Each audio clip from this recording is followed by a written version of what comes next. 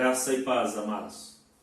Estamos reunidos na presença do nosso Deus para meditarmos na sua santa palavra. O Deus que criou o universo e tudo que nele há. O Deus que domina soberanamente sobre toda a sua criação. O Deus que revelou a si mesmo, tanto na sua criação quanto na sua santa palavra. E isto nos é dito, nos é revelado, nos é mostrado no Salmo 19, onde na última semana nós expusemos, ainda que de forma sucinta, a revelação de Deus na criação. Hoje, dando continuidade a essa exposição, leremos os versos 7 a 14 deste mesmo Salmo, onde veremos a revelação que Deus faz acerca de si na sua palavra. Portanto, eu convido você a acompanhar a leitura do Salmo 19, versos 7 a 14 nesse momento. A lei do Senhor é perfeita e restaura a alma. O testemunho do Senhor é fiel e dá sabedoria aos simples. Os preceitos do Senhor são retos e alegram o coração. O mandamento do Senhor é puro e ilumina os olhos. O temor do Senhor é límpido e permanece para sempre. Os juízos do Senhor são verdadeiros e todos igualmente justos. São mais desejáveis do que o ouro, mais do que muito ouro depurado, e são mais doces do que o mel e o destilar dos favos. Além disso, por eles se admoesta o teu servo, em os guardar a grande recompensa. Quem há que possa discernir as próprias faltas? Absolve-me das que me são ocultas. Também da soberba guarda o teu servo, que ela não me domine. Então serei irrepreensível e ficarei livre de grande transgressão. As palavras dos meus lábios e o meditar do meu coração sejam agradáveis na tua presença, Senhor, rocha minha e redentor meu. Queridos, um dos mais belos enunciados do cristianismo é, sem dúvidas, a sua doutrina da revelação. E quando nós falamos em revelação, nos referimos àquela manifestação de Deus, tanto na sua criação, a revelação geral, quanto na sua palavra, a revelação especial. Este é um ensinamento verdadeiramente excepcional, pois nos fala de um Deus que criou o universo e tudo que nele existe, e que deixou na sua criação as suas maravilhosas impressões digitais para que nós pudéssemos conhecê-lo. Destarte, ao olhar para a criação, o homem é imediatamente confrontado com a grandeza, soberania e divindade desse glorioso Deus. Não obstante, ele tem os seus sentidos eclipsados e os seus olhos cegados pelo pecado, de tal forma que não pode ver claramente o Criador sem que primeiro tome para si as gloriosas lentes das Sagradas Escrituras. Ou seja, sem a Bíblia, a palavra de Deus, o homem é incapaz de ler o escrito divino na criação, estando consequentemente impossibilitado de alcançar a salvação da sua alma. E por serem as Escrituras as lentes pelas quais podemos ver o Criador, após falar da revelação que Deus faz de si mesmo na criação, nos versos de 1 a 6, o salmista Davi aponta de forma enfática para a origem das Escrituras. E isso ele faz mostrando de 6 maneiras diferentes a origem, a procedência dessa maravilhosa palavra de Deus. Ele diz, dos versos 7 a 9, ele usa as expressões a lei do Senhor, o testemunho do Senhor, os preceitos do Senhor, o mandamento do Senhor, o temor do Senhor e os juízos do Senhor. São 6 formas como Davi procura mostrar ou enfatizar que a Escritura procede de Deus, que as Escrituras vêm dele, que as Escrituras têm sua origem nele. De forma muito parecida, Davi mostra de 8 maneiras diferentes as qualificações dessa santa palavra. Ele usa 8 adjetivos para demonstrar a grandiosidade da palavra de Deus. E isso também ele faz nos versos de 7 a 9. Quando ele diz que a palavra de Deus é perfeita, fiel, reta, pura, límpida, verdadeira, eterna e justa. Por outro lado, não se sentindo satisfeito com isso, Davi procura mostrar de 4 formas diferentes os benefícios que a palavra de Deus traz ao homem. Isso também ele faz nos versos de 7 a 9. Ele diz que a palavra de Deus restaura a alma, dá sabedoria aos simples, alegra o coração e ilumina os olhos. O que fica evidente é que, por ter sua origem em Deus, sendo inspiradas por Ele, as Sagradas Escrituras são de valor imensurável. De forma que João Calvino declarou que devemos à Escritura a mesma reverência devida a Deus, já que ela tem nele sua única fonte, e não existe nenhuma origem humana misturada nela. É interessante notar, queridos, que a expressão usada pelo salmista para declarar a origem das Sagradas Escrituras é o vocábulo hebraico Yahvé, que é o nome próprio de Deus, o qual o identifica como sendo o Deus da aliança. O Deus que, além de se revelar, se relaciona pactualmente com as suas criaturas. Aquele que se revelou tanto na criação quanto nas Escrituras, a fim de que, ao conhecê-lo, o homem pudesse ser redimido do seu estado de pecado e de morte. Assim, ao afirmar que a lei do Senhor é perfeita e restaura a alma, Davi está dizendo que a palavra de Deus é perfeita, resistindo às fornalhas do ceticismo, que dia e noite busca encontrar erros nas suas santas páginas. Não obstante, ela permanece intacta, não necessitando de nenhuma correção ou ajuste, mantendo-se poderosa para dar vida àquele que está morto em seus delitos e pecados. Isso porque, queridos, as Escrituras não apenas são vivas, mas também podem elas mesmas conduzir a vida. Isso fica muito claro quando nós voltamos os nossos olhos para a primeira epístola do apóstolo Pedro, no capítulo 1, verso 23. Acompanhe a leitura, por favor. Pois fostes regenerados, não de semente corruptível, mas de incorruptível, mediante a palavra de Deus, a qual vive e é permanente. E quando nós falamos em vida, nós não estamos nos referindo à vida natural ou vida física, senão à vida espiritual, que somente pode ser encontrada nas páginas deste precioso livro que é a Bíblia Sagrada. Visto que nela, queridos, encontramos a Jesus Cristo, a suprema providência de Deus, aquele que, como diz a canção, morreu a nossa morte para que vivêssemos a sua vida.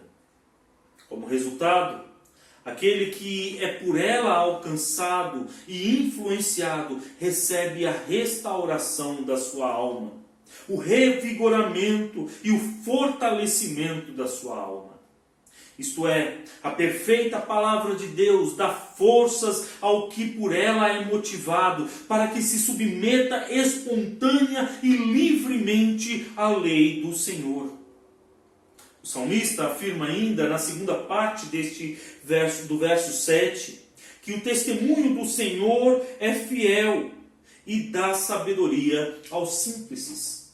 O testemunho que as Escrituras dão do Deus da aliança, queridos, é um testemunho inexorável, ou seja, infalível e absolutamente confiável, pois esse testemunho é fiel.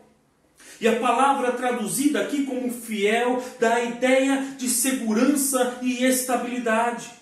A mesma estabilidade que um recém-nascido tem nos braços dos seus pais. A mesma estabilidade que um recém-nascido tem nos braços daquela que a amamenta, ou daquele que é o seu progenitor. Mas o testemunho do Senhor, além de prover estabilidade, também dá sabedoria aos simples, diz o salmista Davi.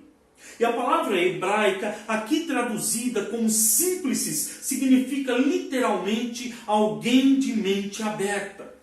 E uma mente aberta é uma mente sem discernimento, que não filtra as informações, uma mente por onde entra qualquer coisa, uma mente sem restrições e, portanto, incapaz de processar a verdade da palavra de Deus e retê-la para o seu próprio bem.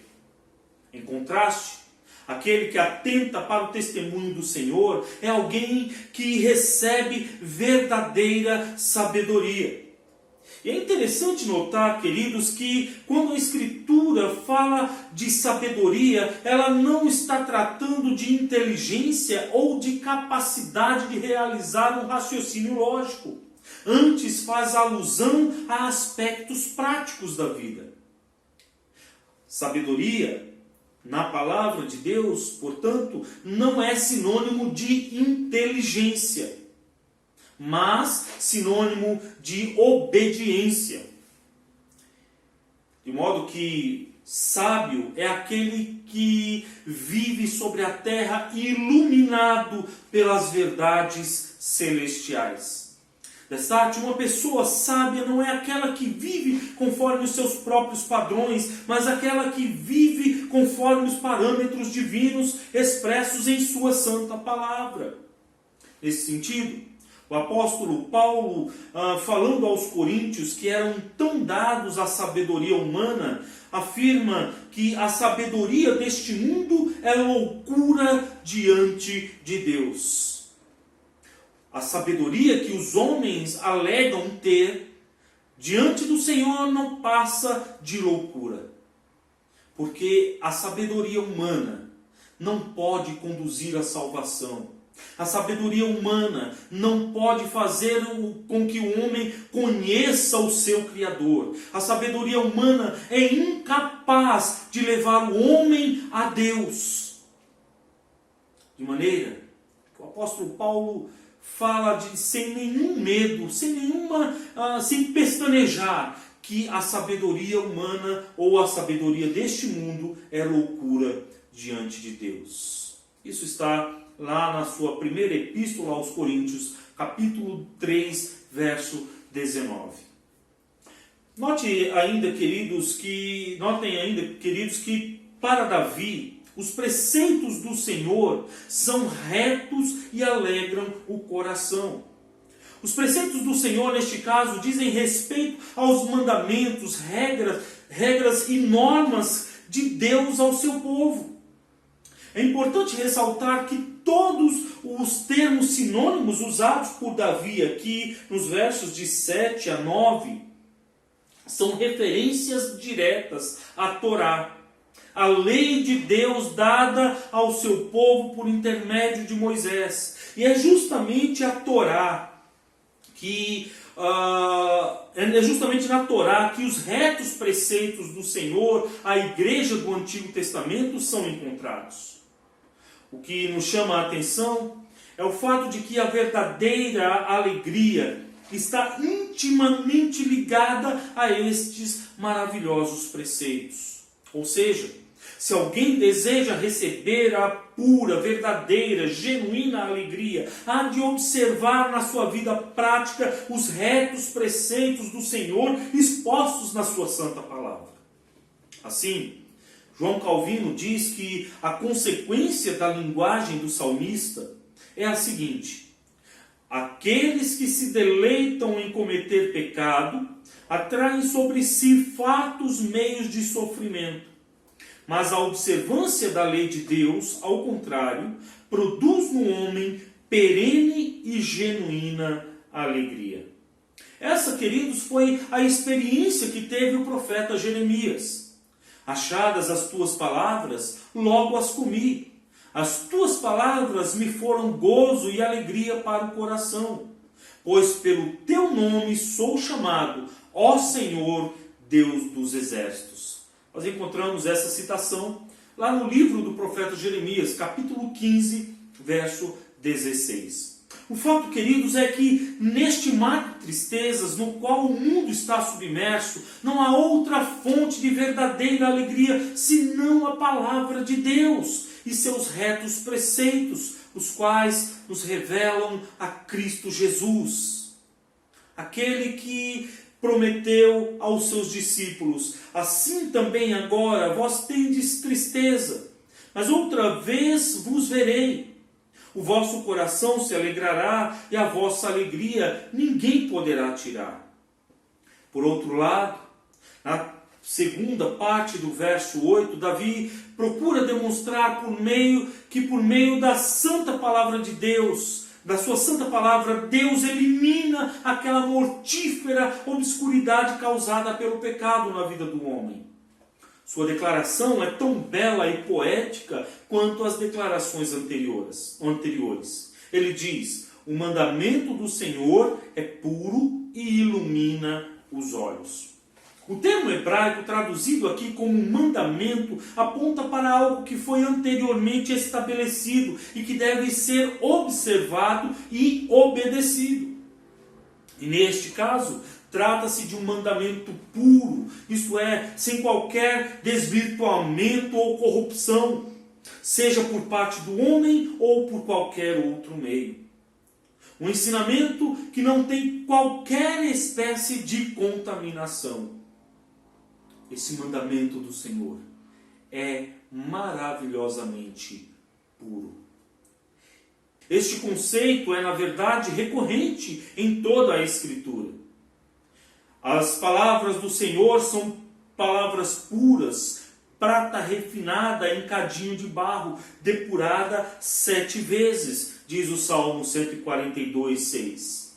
O Salmo 119, 140, por sua vez, declara: puríssima é a tua palavra, por isso o teu servo a estima.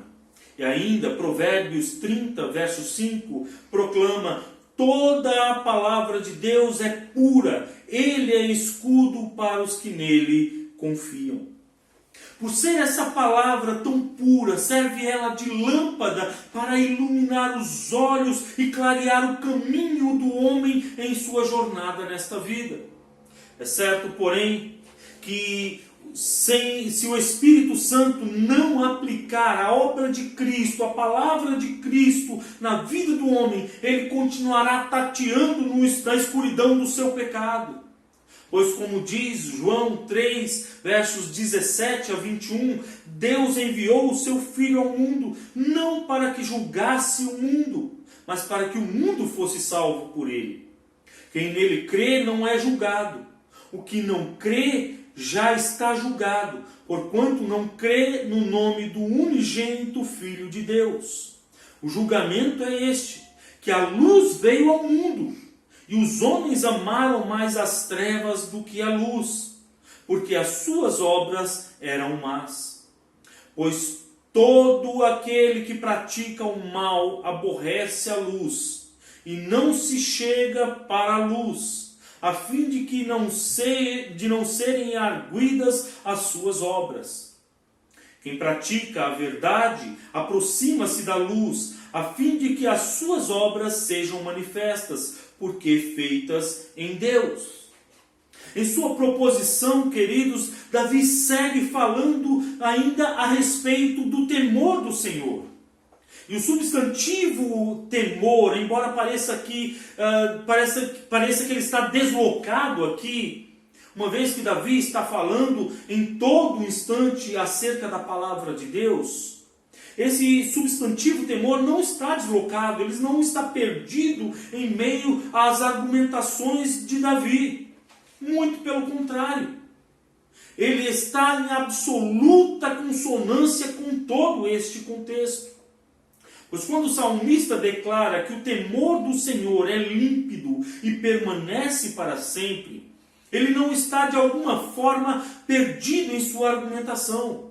O que temos aqui, na verdade, é um paralelismo hebraico, uma forma de correlacionar duas ou mais ideias que se completam, sendo um recurso bastante usado no livro dos Salmos.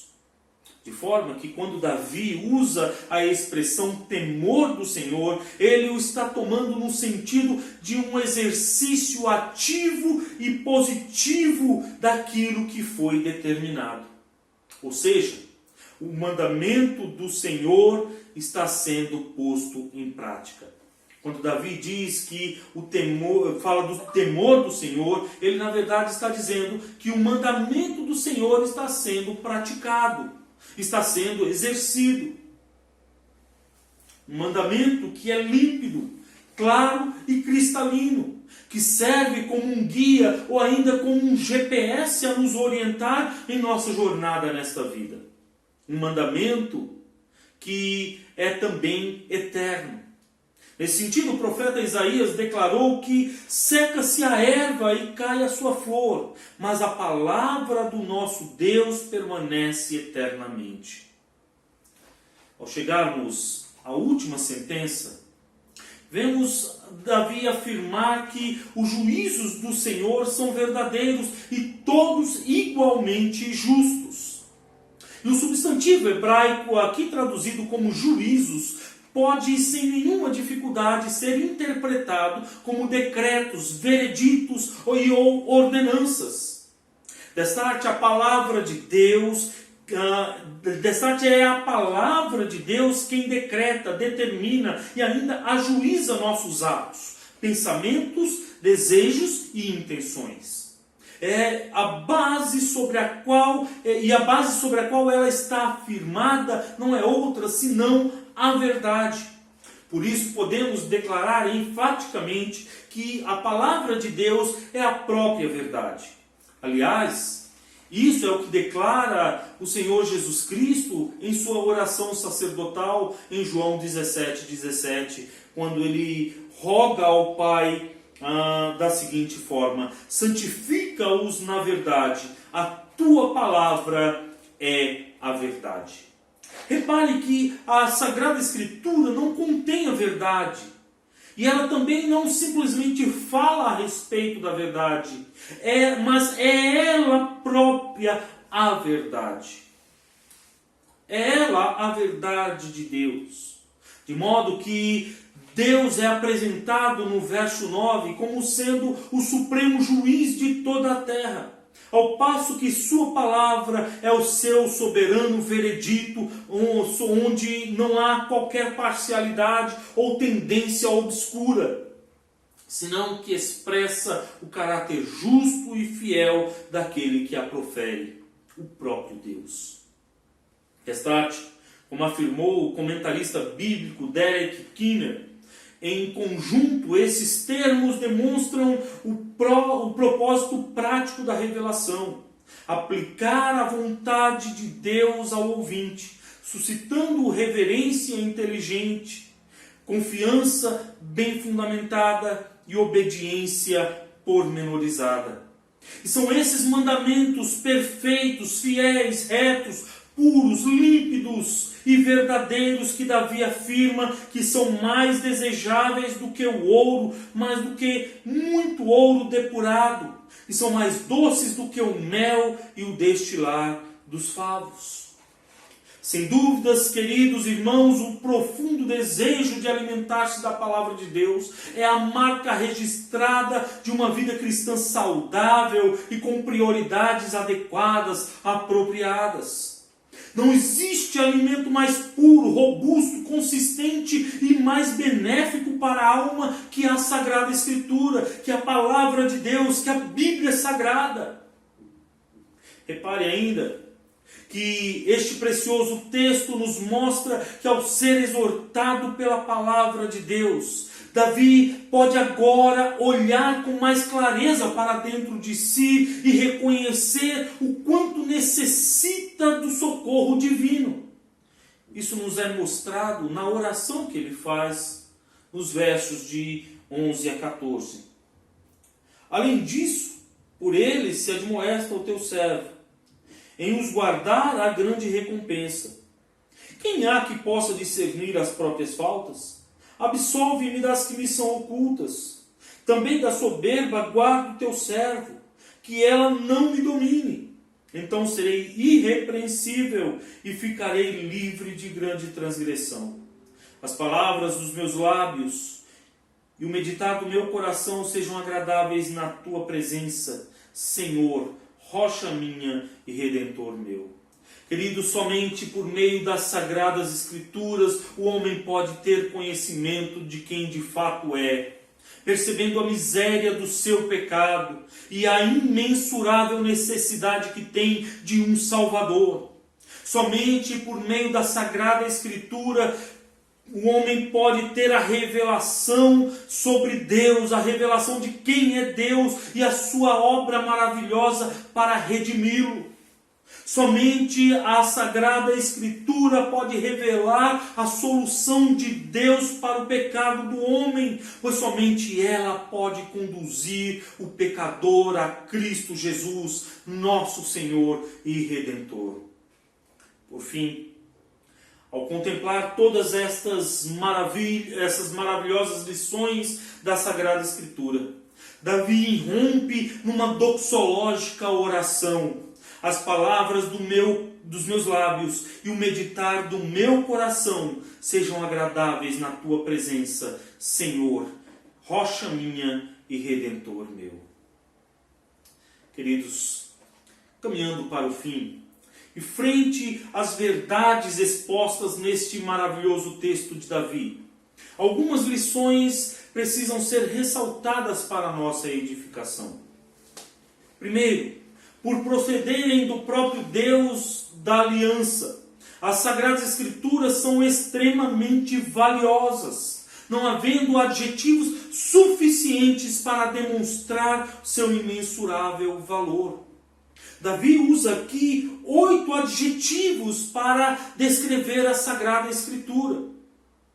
Mas se nós fôssemos analisar mais a fundo, perceberíamos que não existem adjetivos suficientes em toda a humanidade para descrever a maravilha, o valor que é a palavra, que tem a palavra de Deus. Em segundo lugar, as Escrituras são as lentes pelas quais podemos enxergar a revelação que Deus faz de si mesmo na natureza. Sem elas, jamais poderíamos conhecê-lo e estaríamos eternamente perdidos em nossos delitos e pecados. Sem as lentes da Sagrada Escritura, nós não poderíamos ler o escrito divino na criação. E jamais poderíamos conhecer a esse Deus soberano, a esse Deus maravilhoso, que enviou o seu Filho amado, Jesus Cristo, para morrer em nosso lugar. Em terceiro lugar, é a palavra de Deus que mostra a obstinação do nosso coração, que de forma rebelde e contumaz se insurge contra o soberano Criador. E é ela também quem traz ao lume a infinita bondade, graça e misericórdia do Senhor, que por seu grandioso amor enviou o seu amado Filho, Jesus Cristo, para morrer em nosso lugar. De forma que, por seu intermédio, somos reconciliados com Deus e temos agora não só a viva esperança, mas também a viva segurança da vida eterna. Em quarto e último lugar, este salmo precioso aponta para Jesus, para o Logos divino, o Verbo eterno, a suprema palavra por intermédio de quem todas as coisas vieram a existir. Aquele por meio de quem tudo foi criado, inclusive eu e você. E que mesmo sendo tão grandioso, mesmo sendo tão poderoso, se fez homem e morreu na cruz por mim, morreu na cruz por você, morreu na cruz por nós. A grande questão, queridos, é que resposta daremos a essa revelação de Deus? Que resposta daremos a esses maravilhosos preceitos do Senhor, aos seus gloriosos mandamentos, à sua profunda e inigualável verdade? Que resposta daremos a Cristo Jesus, o nosso Redentor? A Ele seja, portanto, a honra, a glória, o louvor para todos sempre. Amém.